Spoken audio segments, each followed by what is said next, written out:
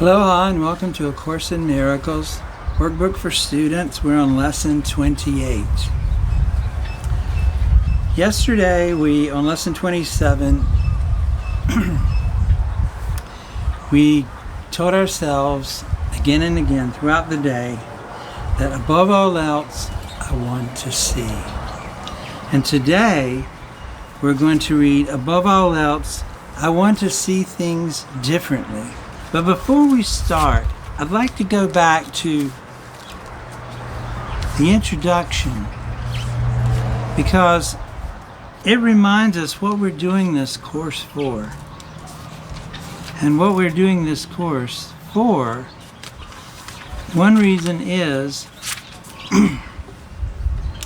that we want to see. Here's some words from the introduction. The purpose of the workbook is to train your mind in a systematic way to a different perception of everyone and everything in the world. The exercises are planned to help you generalize the lessons so that you will understand that each of them is equally applicable to everyone and everything that you see. Transfer of training and true perception does not proceed as does transfer of training of the world. If true perception has been achieved in connection with any person, situation, or event, total transfer to everyone and everything is certain. So we're going for, if we can just get that one person, that one event, or that one situation, and totally perceive it, totally see it, then it'll be transferred to it says, total transfer to everyone and everything is certain.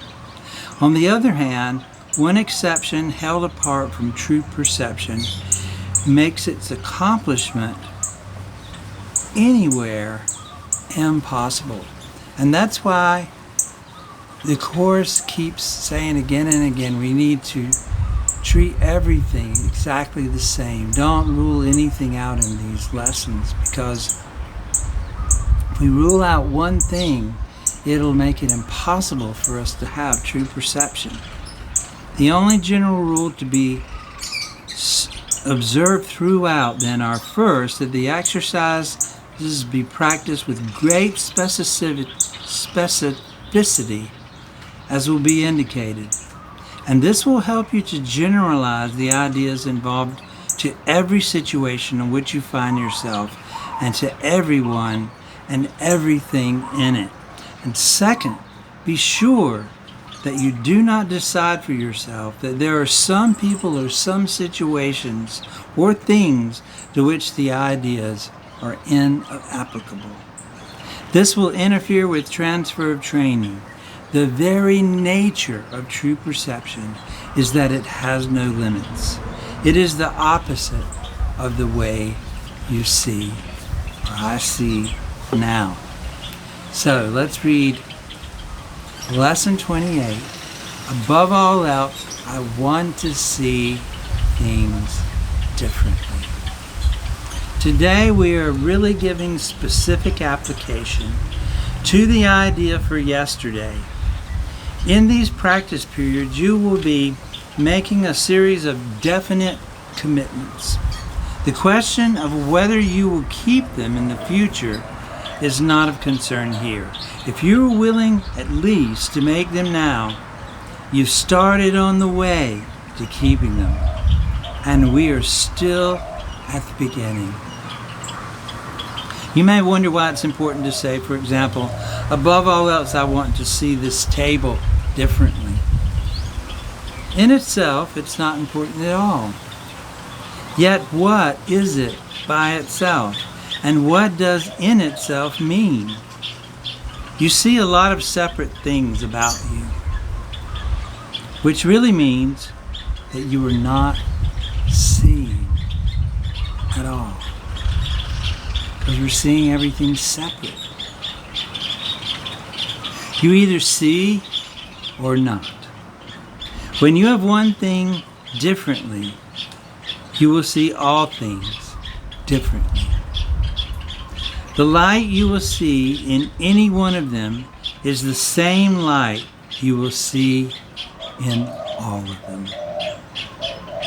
When you say, above all else, I want to see this table differently, you are making a commitment to withdraw your perceived ideas of what about the table and open your mind to what it is and what it is for.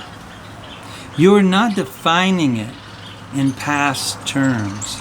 You are asking what it is rather than telling it what it is. You are not binding its meaning to your tiny experience of tables, nor are you limiting its purpose to your little personal thoughts. You will not question what you have already defined.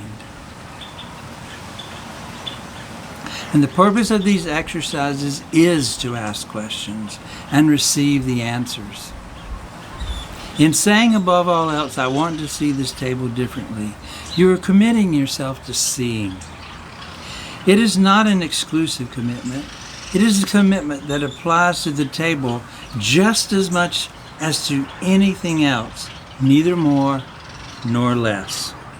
You could in fact gain vision from just that table if you would withdraw all of your own ideas from it and look upon it with a completely open mind. It has something to show you. Something beautiful and clean and of infinite value, full of happiness and hope.